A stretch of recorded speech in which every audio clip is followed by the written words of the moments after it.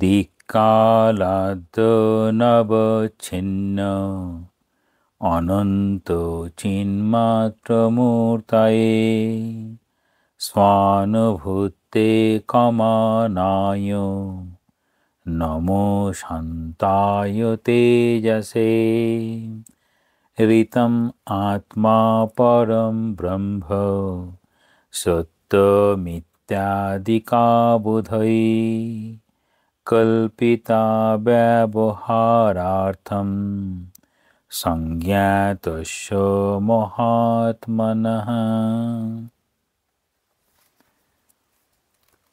আজ যোগ বশিষ্ঠ সার বৈরাগ্য প্রকরণ 15 নম্বর শ্লোক থেকে শুরু হবে। সেখানে বলা হবে যে অজ্ঞানী সংসার বন্ধনের মূল কারণ। এর আগে বলা হয় আমাদের যত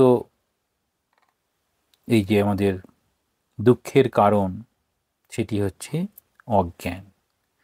এখানে বলা হবে সংসার বন্ধনের কারণ হচ্ছে অজ্ঞান। কিরকম বলছেন? স্বস্বরূপম অজানন বৈ যনোऽয়ং দৈববর্জিতঃ বিষয়ে তু সুখম বেত্তি পশ্চাৎ পাকে বিষান্নবাৎ। কিরকম বলছেন? স্বস্বরূপম অজানন অয়ম ইয়ন বৈ দৈব বর্জিত যত বিষ অন্নবৎ তু পশ্চাৎ পাকে বিষয়ে সুখম বেত্তি। বলছেন ভাগ্য বঞ্চিত জীব। তাহলে জীবের কিরকম ভাগ্য ছিল? না মনুষ্য শরীর পেয়েছে, এটি একটি ভাগ্য। তারপর এখানে গুরুকরণ হয়েছে, শাস্ত্র কৃপা হয়েছে, কিন্তু কোনটা গোলমাল হয়ে গেল? একটা অজ্ঞান এসে সেটা যেন সব গোলমালের কারণ হয়ে গেল। কিরকম বলছেন? না ভাগ্য যেন তাকে বঞ্চিত করলো। হঠাৎ করেই ভাগ্য শব্দটাকে এখানে নিয়ে আসা হলো, যেন ভাগ্য সেটি আমাদের হাতে যেন নেই, সেটা যেন দৈব অনুকম্পায় যেন তৈরি হয়। এখানে ল অফ কর্ম, আমরাই আমাদের ভবিষ্যতের জন্য দায়ী বা আমরাই আমাদের সব কিছুর জন্য দায়ী, সেখান থেকে একটু সরিয়ে নিয়ে এসে ভাগ্য বঞ্চিত জীব বলে বলা হচ্ছে। কীরকম ভাগ্য বঞ্চিত জীব হলো? না যে জীব নিজের স্বরূপকে না জানিয়া বিষমিশ্রিত ও পরিণামে দুঃখপ্রদ জীর্ণ অন্নের ন্যায় বিষয়তেই সুখ জ্ঞান করিয়া থাকে। তাহলে ভাগ্য বঞ্চিত হচ্ছেন কিভাবে? না সমস্ত যত কিছু সুখ যেন বিষয়েতেই রয়েছে, এরকম ভাবনা। অথবা নিজের স্বরূপ যে ব্যক্তি জানে না সে নিশ্চয়ই দুর্ভাগা। সাধারণভাবে আমরা নিজের অবস্থা বোঝার চেষ্টা করি, কিন্তু নিজের স্বরূপটাকে বুঝতে পারি। নিজের অবস্থা বলতে আমি ছাত্র, আমি শিক্ষক, আমি মাতা, আমি পিতা, এরকম বিভিন্ন ভূমিকায় যেন নিজে আমি কীরকম সেটা জানলাম, কিন্তু আমার যে স্বরূপ অর্থাৎ সেই আত্মার স্বরূপ সেটি আমি জানি না। সেটা কীরকমভাবে এই জায়গায় পৌঁছাচ্ছে, যে এইরকম দুর্ভাগায় পৌঁছে গেল কি করে? কারণ এই বিষয়তেই সুখ যখন লাভ করার চেষ্টা চলছে, তখন সেই বিষয় থেকে কীরকমভাবে আমরা দুঃখের মধ্যে পড়ি সেই সংক্রান্ত কথাটি ভূমিকার 6 নম্বর পৃষ্ঠায় রয়েছে। সেখানে দেখা যাচ্ছে যে ভোগের আগে, ভোগের পরে এবং চিন্তাশীলের ভোগের সমকালেও দুঃখ। দুঃখ ভোগ্য অর্জনে, ভোগ্য রক্ষা চিন্তায় এবং অবসাদ বিচ্ছেদ রোগে। তাহলে এই সবগুলো কি নিয়ে আছে? সব বিষয়গুলো হচ্ছে বিষয়কে নিয়ে রয়েছে। সেই জন্য বলছেন এই বিষয় যেটা যার মধ্যে আমরা সুখ খুঁজছিলাম সেটি আমাদের দুঃখের কারণ হয়ে দাঁড়াচ্ছে, কারণ সে পরিণামে দুঃখ। গীতাতেও রয়েছে রজগুণ এবং তমগুণের মানুষ প্রথমের দিকে হয়তো আনন্দ পায়, পরে পরিণামে দুঃখই পায়। আর সত্যগুণের মানুষ প্রথম দিকে কষ্ট করে, শেষে আনন্দ পায়। তার কারণ সে পরিণামে দুঃখ, এমনকি মৃত্যুপ্রদ বিষ মিশ্রিত অন্যের ন্যায় বিষয় ভোগ করিয়া সুখ পাইতে চাহে। আমরা দেখুন সাধারণভাবে আমাদের কথার মনে হয় বিষয় না বিষ, বা বিষই বিষয়। এই যে বিষয়ের সঙ্গে বিষের তুলনা করা হচ্ছে, সেটি বেদান্তের কথা, কিন্তু আমাদের সাহিত্যেও সেটি ব্যবহার হয়, এমনকি লোককথাতেও সেরকম ব্যবহার হয়।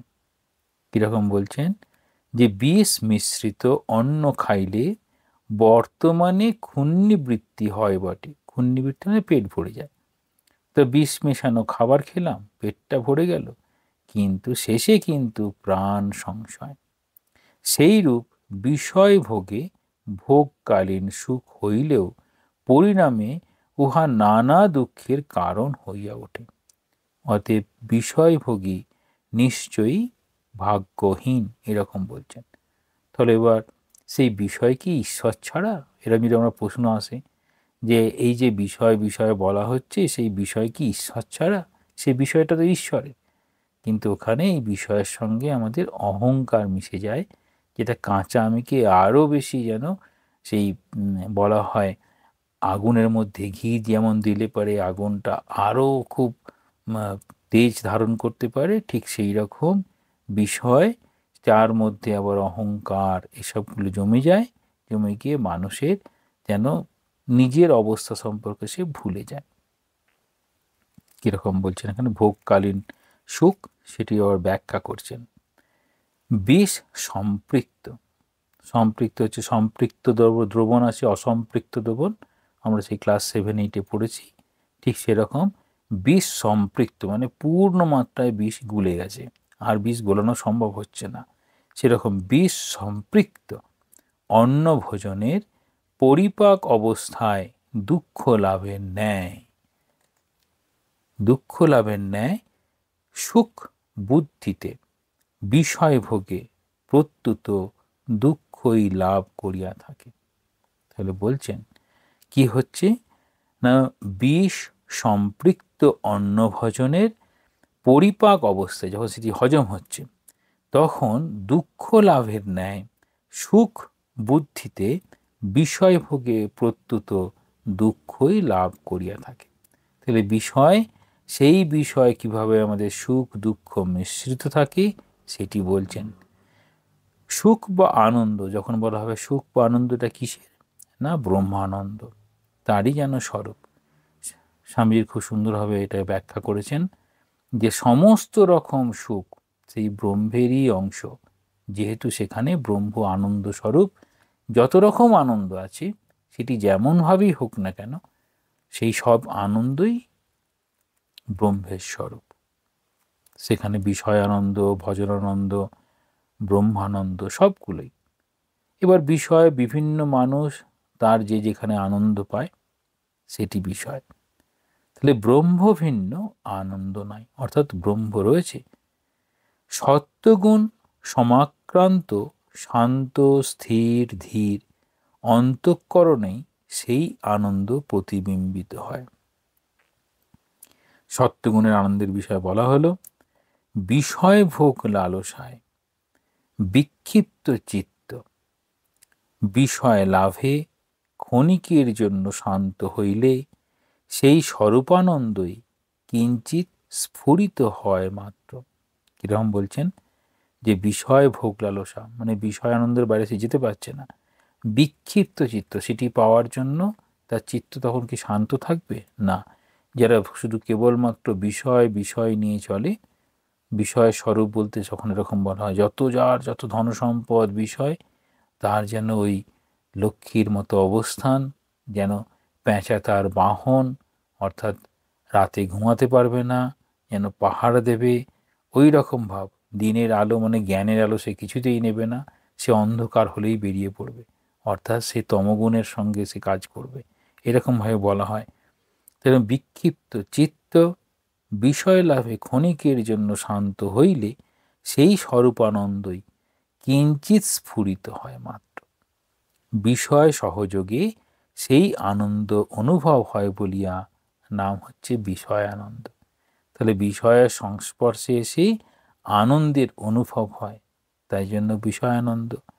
এবার ঈশ্বরের নাম গুণকীর্তন ভজন, ভজনের সঙ্গে যদি আনন্দ অনুভব হয় তখন ভজনানন্দ। এবার বিষয়, বিষয় কীরকম? ক্ষণিক, আজকে থাকবে কালকে থাকবে না। এই শরীর নিয়ে আমরা তো অভিমান করি, আজকে খুব ভালো আছি, কালকে আবার গোলমাল হয়ে গেল। কারোর অর্থ আছে, আমাদের বাংলায় এক সময় একটা গান ছিল, রাজা সেই হরিশ্চন্দ্রের কথা বলা হতো।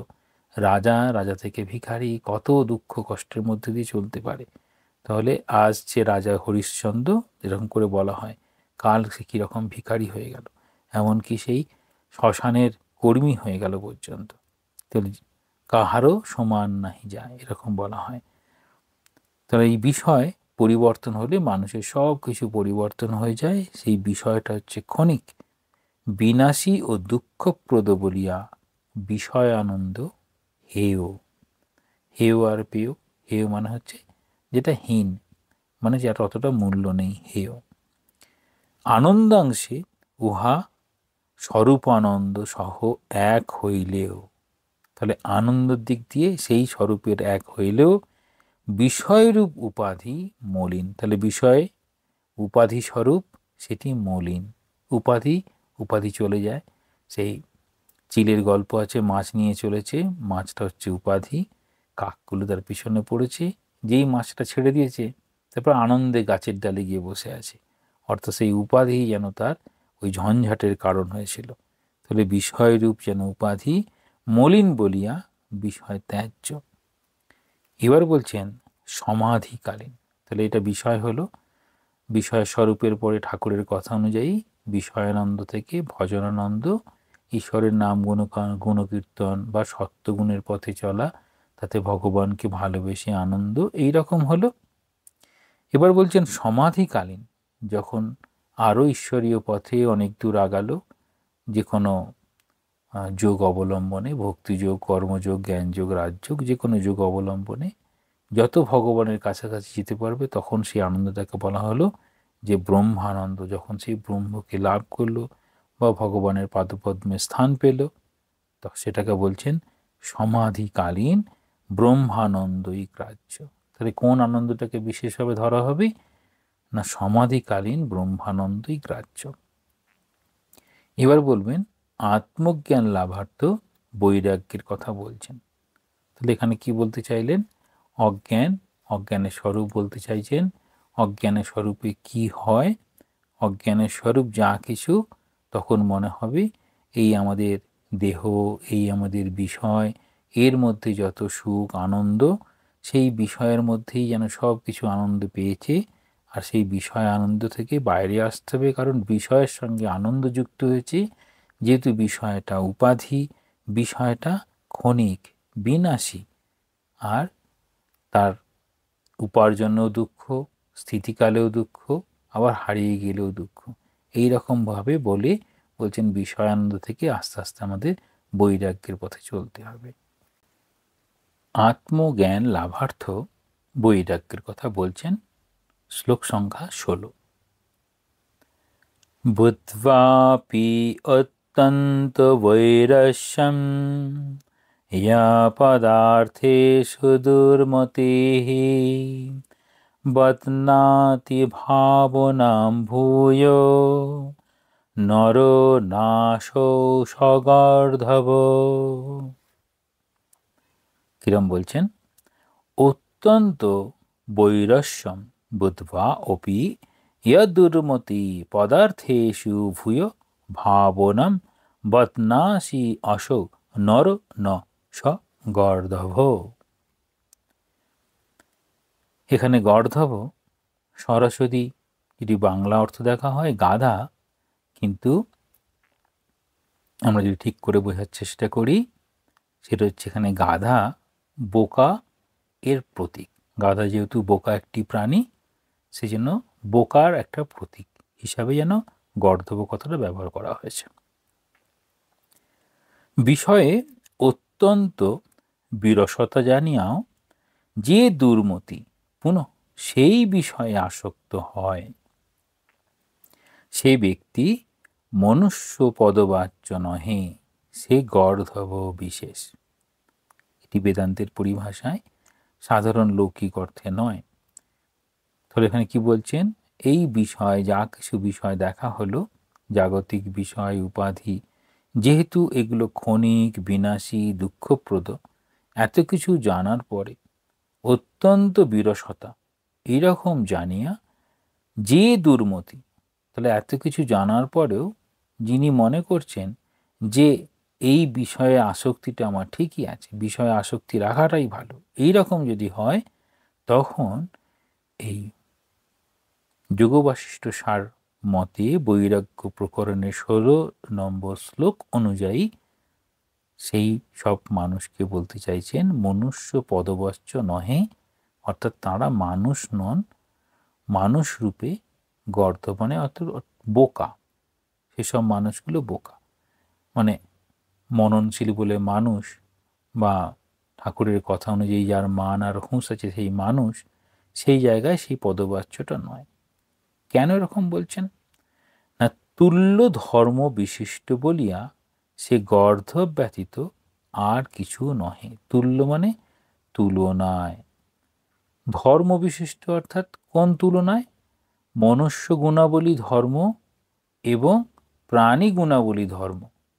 তাহলে মনুষ্য শরীরে প্রাণী গুণাবলী ধর্ম বিশিষ্ট যদি হয়, সেই দিক থেকে বলা হচ্ছে গর্ধব ব্যতীত আর কিছু নহে। কিরকম বলছেন, বিষয় লম্পট্য হইলে, মানে বিষয়ের প্রতি ভীষণ তার আকর্ষণ, বিষয় বাইরে কোনো রকম ভাবতেই পারে না। বিষয় লম্পট্য হইলে গর্ধব ও মনুষ্যে কোনো ভেদ নাই, ইহাই ভাবার্থ। অর্থাৎ ধর্মের দিক দিয়ে কিংবা তার জ্ঞানের দিক দিয়ে বা তার এত কিছু জানার পর তার ব্যবহারিক প্রয়োগের দিক থেকে যখন জানা হচ্ছে, তখন তাকে আর মনুষ্য পদবাচ্য বলা যাচ্ছে না। এটা হিতোপদেশ থেকে নেওয়া, কাছাকাছি দুটি শ্লোক ব্যবহার করা হয়। আহার নিদ্রা ভয় মৈথুনঞ্চ সামান্যমেতৎ পশুভি নরানাম ধর্ম হি তেষাম অধিকো বিশেষ ধর্মেণ হীনা পশুভি সমানা। আরেকটি জায়গায় ব্যবহার হয় ধর্মের জায়গায় জ্ঞান। আহার নিদ্রা ভয় মৈথুনঞ্চ সামান্যমেতৎ পশুভি নরানাম জ্ঞান হি তেষাম অধিকো বিশেষ জ্ঞানেন হীনা পশুভি সমানা। অর্থাৎ মানুষের যেরকম ধর্ম বা মানুষের যেরকম জ্ঞান থাকার কথা, সেই জ্ঞানটি থাকলে তিনি কি করেন, তিনি এই রকম বোকার মতো ব্যবহার করেন না, বা যে ব্যবহারটি মানুষের জন্য শোভনীয় নয় তিনি সেটি করেন না। কিরকম বলছেন, আহার, নিদ্রা, ভয়, মৈথুন, এই সবই পশু ও মনুষ্যে তুল্যরূপে বিদ্যমান রহিয়াছে। তাহলে তুল্য ধর্ম বিশিষ্ট দুটোতে সমান। এখানে কোনটা আলাদা হবে, ধর্মই বা জ্ঞানই, ধর্মই বা জ্ঞানই মনুষ্যগণের একমাত্র বৈশিষ্ট্য। তাহলে মানুষের ধর্ম আছে, এই ধর্ম হচ্ছে সাধারণ অর্থে কর্তব্য কর্মজনিত ধর্ম বলা হয়। আর বেদান্তের বিষয়ে বলা হবে তিনি কি ঈশ্বর পরায়ণ হয়েছেন, তিনি কি বৈরাগ্যবান হয়েছেন, তিনি কি জগৎকে সত্য মনে করছেন, তিনি কি বিষয় বাসনার মধ্যে ডুবে রয়েছেন। তাহলে বলবেন বিষয় বাসনার বাইরে যাওয়ার চেষ্টা করছেন, বা যখন আমাদের এই রকম ভাব গুরুকরণ হলো, এই এত কিছু শাস্ত্র জানার চেষ্টা করলাম, তাহলে বাদবাকি জীবনের প্রচেষ্টা যেন ভগবানকে পাওয়ার জন্য হয়। সেই জন্য বলছেন যে এই ধর্ম হচ্ছে তাহলে মানুষের অবস্থান অনুযায়ী ধর্ম, আরেকটি হচ্ছে তিনি যে পথ অনুসরণ করে নিজের জীবনটাকে সার্থক করতে চান। এবার বলছেন ধর্মহীন মনুষ্য পশুতুল্য। তাহলে এখানে কি বলতে চাইছেন, যে বিষয় যখন জানতে পারলো যে বিষয় আনন্দের বাইরে আমাদের যেতে হবে, বিষয় আনন্দে থাকলে আমাদের কি অবস্থা, বিষয় আনন্দে বাইরে যাওয়ার জন্য আমাদের বৈরাগ্যের প্রয়োজন। তাহলে যে মানুষের মধ্যে এখানে বলা হবে মান আর হুঁশ যার আছে সেটিকে খেয়াল রাখা, ঠাকুরের কথা অনুযায়ী ঈশ্বরে অনুরাগ, বিষয়ে বিরাগ, সেই ভগবানের পথে চলেছে, সেটিকে বলছেন মনুষ্য জীবন শুরু হলো। তাহলে যখন বৈরাগ্য এলো তখন যেন মনুষ্য জীবন শুরু হলো। এবার বলছেন বিষয় চিন্তনই দুঃখের হেতু। তাহলে কেন বৈরাগ্যের কথা বললেন, এখানে বললেন যে ভগবানের পথে যেতে গেলে বিষয় আনন্দের বাইরে যেতে হবে। এবার বললেন যে বিষয় চিন্তার বাইরে যেতে হবে, তার আরেকটি কারণ হচ্ছে বিষয় চিন্তার মধ্যে থাকলে আমাদের দুঃখই আসবে। দুঃখর বাইরে সে প্রকারান্তরে কোনো না কোনোভাবে আমাদেরকে দুঃখ দেবে। সেটি বলছেন 17 নম্বর শ্লোকে। यत् किञ्चित् अपि सङ्कल्पात् नरो दुःखे निमज्जते न किञ्चित् अपि सङ्कल्पात् সুখম অক্ষয়মশ্নুতে। বলছেন নর কিঞ্চিত অপি সংকল্পাত দুঃখে নিমজ্জতি কিঞ্চিত অপি ন সংকল্পাত অক্ষয়ম সুখম অশ্নুতে।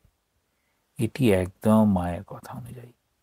কিরকম বলছেন, অল্পমাত্র বিষয় চিন্তা দ্বারাও মনুষ্য দুঃখে নিমগ্ন হইয়া থাকে। এখানে দুঃখ বলতে বারবার জন্ম। মা যেমন বলছেন যে নির্বাসনা না হলে মুক্তি হয় না, আবার একটু বাসনা থাকলে আবার আসতে হয়। তাহলে অল্পমাত্র বিষয় চিন্তা রাখা হয়েছে, সেই বিষয় চিন্তার দ্বারা মানুষ দুঃখে নিমগ্ন হচ্ছেন। বিষয় চিন্তার অভাবে তাহার অক্ষয় সুখ লাভ হয়। তাহলে অক্ষয় সুখ বলতে ওখানে বলা হবে তৃপ্তি, একটা সে সব কিছুতেই যদিচ্ছা লাভ ও সন্তুষ্ট, এরকম একটা হতে পারে। আর একটা কী হবে, সন্তোষ লাভ। সন্তোষের সমান ধন নাই, যা পেয়েছে তাতেই খুব খুশি। তাহলে সেই বিষয়ে কোনো রকমভাবে ওরকম চিন্তা করছে না। এবার কি বলছেন, এবার বলছেন যে স্বল্পমাত্র বিষয়, সেই বিষয় সম্পর্কে বলছেন স্বল্প বিষয় চিন্তাও ক্রমে বিস্তার লাভ করে। তাহলে ক্রমে ক্রমে বিস্তার লাভ করবে স্বল্প চিন্তা, ও সাধককে লক্ষ্যচ্যুত করিয়া বিপথে লইয়া যায়। তাহলে কীরকম গল্প একটি আছে, কৌপিনকা ওয়াস্তে বলে একটা গল্প আছে। তাহলে সাধু ছোট্ট কুঠিয়ার মধ্যে থাকে, তার ছোট ছোট সব জামা কাপড় রয়েছে, সব সব যেমন যেমন পায় রেখে দিয়েছে। মাঝে কোথায় একটা ইঁদুর ঢুকে পড়েছে, মাঝে এই কাপড় কাটে ওই কাপড় কাটে, মহা সমস্যায় পড়েছে। যেরকম কাপড় কেটে দিচ্ছে, কি আর করি। তখন সে ভাবছে যে এই ইঁদুরের জন্য আমাকে বিড়ালকে নিয়ে আসতে হবে, যদি বিড়াল নিয়ে আসতে হবে তাহলে ইঁদুর চলে যাবে। আচ্ছা, বিড়ালটা আনা হলো। কদিন পরে দেখছে বিড়ালের তো মনের খুব দুঃখ, কারণ সাধু তো যেমন পায় ভিক্ষা করে চলে যায়। এবার বিড়ালটার খুব দুঃখ হয়েছে। বিড়ালটা কি ভাবছে, আমায় ঠিক মতো খেতে দিল না, এই করলো না সেই করলো না। তখন ভাবছে বিড়ালের তো মহা সমস্যা হলো, বিড়ালের জন্য দুধের ব্যবস্থা করতে হবে, যে গরু নিয়ে আসি। তারপর গরু নিয়ে এলো। তাহলে ছিল একটু না কাপড় টাপড় কেটে দিচ্ছে তো ইঁদুরটা। এখন সেই বিড়াল এসেছে, বিড়ালের জন্য গরু এসেছে। এইবার গরুর দেখাশোনা করার জন্য তো নিজে পেরে উঠছে না। তারপর দেখলো আরো লোকজন নিয়ে এলো। তখন দেখা যাচ্ছে সে যতদূর সময় দিয়ে ঠাকুরের চিন্তা করতে পারতো, ঈশ্বরের ভজনা করতে পারতো, এই ছোট্ট একটি বিষয় তাকে রক্ষা করার জন্য, অর্থাৎ সেই কৌপিনটাকে রক্ষা করা বা পোশাকটাকে রক্ষা করার জন্য বিড়াল, বিড়ালের জন্য গরু, গরুর জন্য লোকজন, তাহলে আস্তে আস্তেই তার যেন সমস্ত সময় অন্যদিকে চলে গেল। সেটি বলছেন অল্প বিষয় চিন্তাও ক্রমে বিস্তার লাভ করে। তাহলে বিষয় চিন্তা ধীরে ধীরে ধীরে ধীরে বড় হয়, ও সাধককে লক্ষ্যচ্যুত করিয়া বিপথে লইয়া যায়। শুধু সাধক নয়, সকল মানুষকে তার লক্ষ্য থেকে সরিয়ে দিতে পারে। তাহলে লক্ষ্য থেকে সরিয়ে দেওয়ার জন্য অল্প কোনো কিছু এরকম বিষয় চিন্তাই যথেষ্ট। এবার কি বলছেন, বিবেক চূড়ামণি থেকে এটা পরপর কতগুলো 3টে শ্লোক বলে এই অংশটাকে আরো মানে দৃঢ় করছেন। কোনটা না, বিষয় চিন্তা কিরকম হয়, কেন আত্মচিন্তা করা উচিত, বিষয় চিন্তা থেকে কেন আমরা সরে যাই, এরকম বলবেন। বিবেক চূড়ামণিতে আচার্য শঙ্কর বলিয়াছেন, লক্ষ্যচ্যুতম চেদ যদি চিত্তমিষাৎ বহির্মুখম সন্নিপত্যে ততঃ প্রমাদাত প্রচ্যুত কেলিক কন্দুক সোপান পঙ্ক্ত পতিত যথা তথা। কিরকম বলতে চাইছেন, লক্ষ্যচ্যুতম চেত যদি চিত্তমিষাৎ বহির্মুখম সন্নিপত্যে ততঃ প্রমাদত প্রচ্যুত কেলিকন্দুক সোপান পঙ্ক্ত পতিত যথা তথা। আমাদের মাটির বল আছে আর লোহার বল আছে। সাধারণভাবে লোহার ধাতুর বল যদি পড়ে, শক্ত জায়গা পড়ে লাফিয়ে লাফিয়ে ওঠে, মাটির বল পড়লে আর লাভ হয় না। এটি একটি বল সম্পর্কে হয়ে গেল। এইবার বলছেন এরকম লোহার একটা বল যদি হঠাৎ এই মানে হাত থেকে ফসকে চলে গেছে, অনবধান বশত কি হলো না, হাত থেকে পড়ে গেল, হস্তচ্যুত ক্রীড়া কন্দুক, ওরকম গোলক অর্থাৎ বল, লোহার বল সিঁড়িতে পড়েছে, যেরূপ সোপান পঙ্ক্তিতে পতিত হইলে ক্রমশ নিচে গড়িয়ে যায়, তাহলে উপর থেকে লাফাতে লাফাতে লাফাতে লাফাতে নিচে চলে গেল। তদ্রূপ লক্ষ্যচ্যুত ঈষৎ বহির্মুখ চিত্ত বিষয় হইতে বিষয়ান্তরে নিম্নগামী হইয়া থাকে। ঠিক এই কথাটাই ঠাকুর কীরকম বলছেন, ফোর্ট উইলিয়ামের ওই বাড়ির কথা বলছেন, যে কখন ওই আস্তে আস্তে চাকাটা গড়াতে গড়াতে নিচে নেমে অনেক নিচে নেমে গেছে, বলছে বুঝতেই পারে না, যখন বুঝতে পারে দেখে যে অনেকটা নিচে নেমে গেছে। তাহলে এইরকম বলছেন বলের উদাহরণ দিয়ে, সিঁড়িতে বল ফেললে বলটা আস্তে আস্তে একবার পরে একটু লাফায়, এরকম করতে করতে নিচের দিকে নেমে যায়। তাহলে এইরকমভাবে নিজে বুঝতেই পারে না কখন সেই বলটা নেমে গেল। কিভাবে নেমেছে বলছে, কখন আমাদের অসাবধানতায় হাত থেকে ফসকে গেছে, অর্থাৎ এই পথে চলতে চলতে হঠাৎ কখন কোন এক মনের দুর্বলতায় কখনো কোন একটা বিষয়কে কেন্দ্র করে তার সমস্ত আকর্ষণ যেন সেই বিষয়তেই আটকে গেছে। তাহলে সেই বিষয়টা কি করবে, তাকে ঈশ্বর থেকে অন্যদিকে নিয়ে চলে যাবে। তাহলে আমাদের খেয়াল রাখতে হবে, কখনো কোনোভাবেই কোনো মূল্যেই এই আমাদের যেমনভাবে গুরুকরণ হয়, গুরু এবং ইষ্ট তার সঙ্গে মিলন করে দেওয়ার জন্য চেষ্টা করেন, আমাদের যেমন প্রতিদিন প্রার্থনা করে চলতে হয়, ঠিক সেরকমভাবে চলতে হবে। তারপর বলছেন, বিষয়েস্য বিষেচ্চেৎ সংকল্পয়তি তদ্গুণান সম্যক সংকল্পনাৎ কামো কামাৎ পুংস প্রবর্তনম।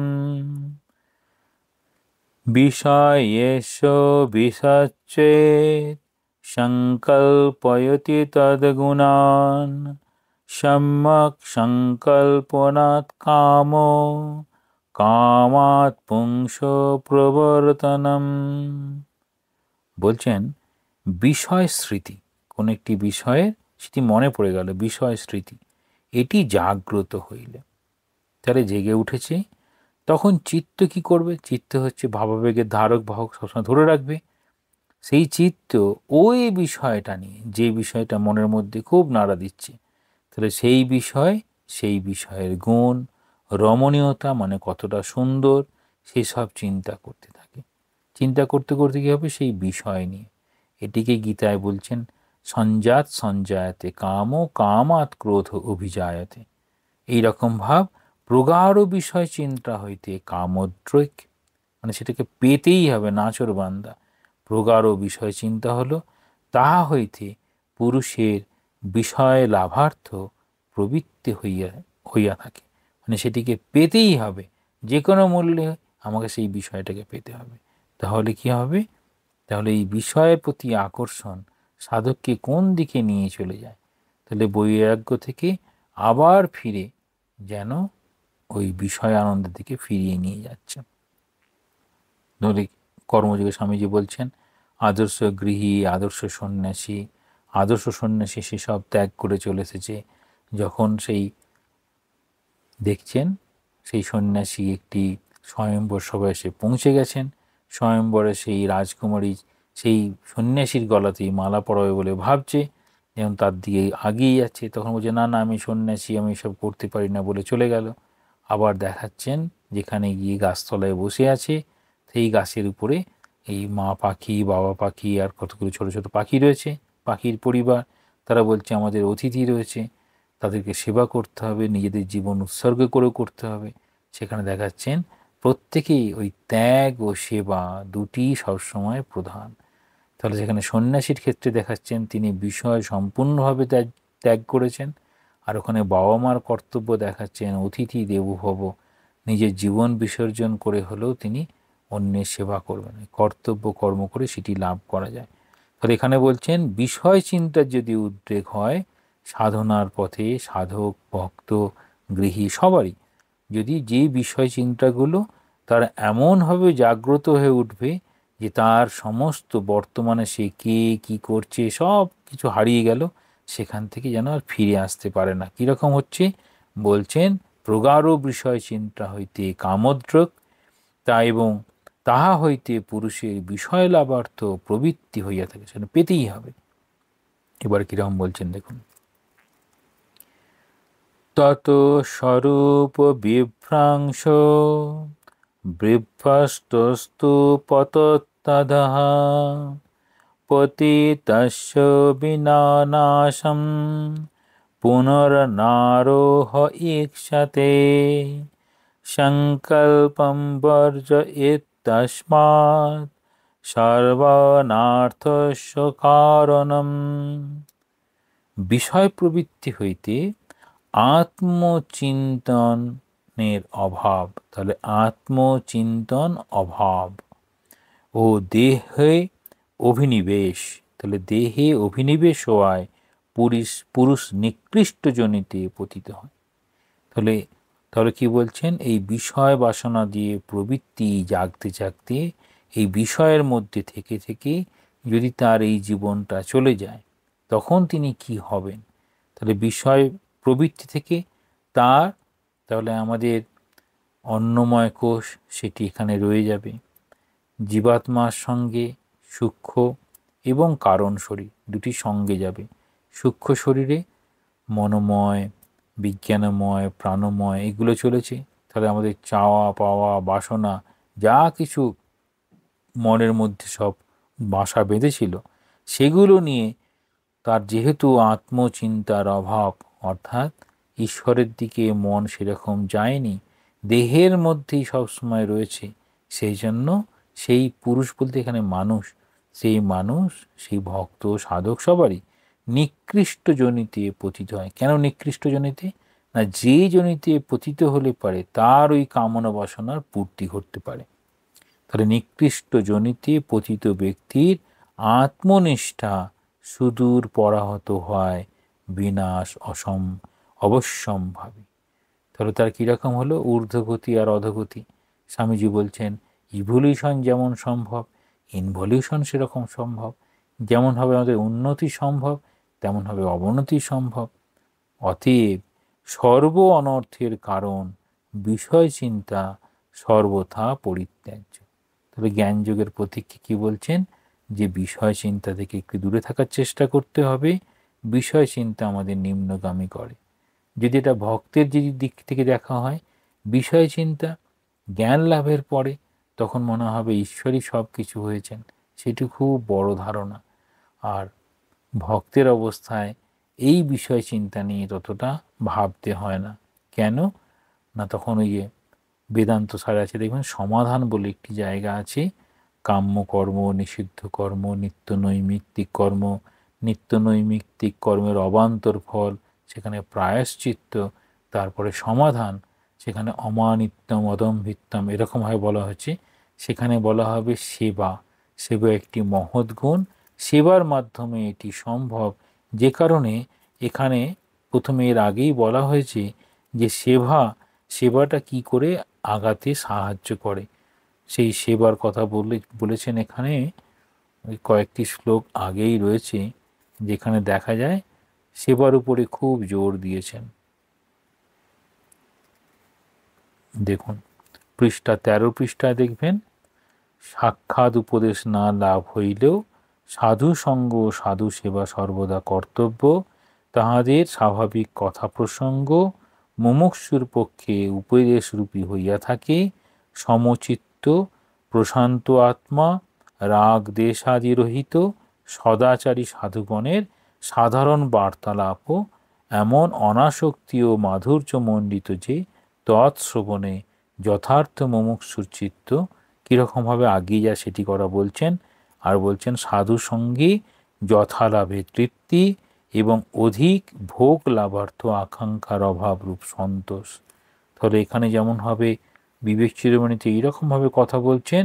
এখানে দেখি বৈরাগ্য প্রকরণে 8 নম্বর শ্লোকে গিয়ে সাধুসঙ্গ এবং সাধুসঙ্গে কী লাভ হয় সেটির কথা বলছেন। সাধুসঙ্গ অর্থাৎ সাধুসঙ্গ, সতের সঙ্গ। সৎ মানে ব্রহ্ম, তার গৌণ ভাব আছে আর মুখ্য ভাব আছে।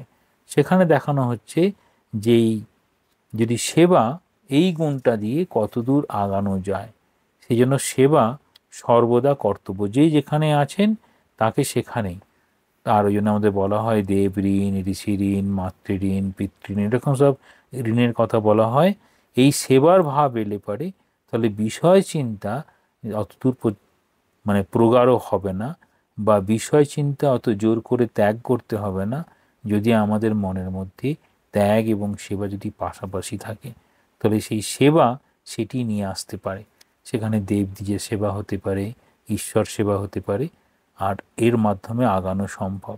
এখানে খেয়াল রাখবো আমাদের যেগুলো বলার চেষ্টা হলো আজকে 15, 16, 17 এই 3টে শ্লোক। এই 3টে শ্লোকের মধ্যে অজ্ঞান সেটি সংসার বন্ধনের মূল কারণ অজ্ঞান বিষয়ের মধ্যেই আনন্দ খুঁজে পায়। তারপর আস্তে আস্তে যখন মনে হবে অজ্ঞানের মধ্যে থাকা ভালো না একটু জ্ঞানের পথে যাওয়া ভালো, যদি একটু ঈশ্বরের নামে বৈরাগ্য আসে বা ঈশ্বরের দিকে ভালো লাগা থাকে, ঈশ্বরের অনুরাগ হলেই ধীরে ধীরে বিষয়ে বিরাগ হবে। ঠাকুর বলেছেন পূর্ব দিকে গেলে পশ্চিম দিক দূরে পড়বে। ঈশ্বরে একটু অনুরাগ হলেই হলো। তাহলে সেটি কীরকম হয়? আর অল্প অল্প বিষয় চিন্তা ধীরে ধীরে খুব গভীরতা লাভ করে, তখন যেন আর বিষয়ের বাইরে যাওয়া সম্ভব হয় না। এই রকম বলে আজকে এরকমভাবে এই 3টে শ্লোক হলো। ওম শান্তি শান্তি শান্তি। হরি ওম তৎসৎ। শ্রীরামকৃষ্ণার্পণমস্তু।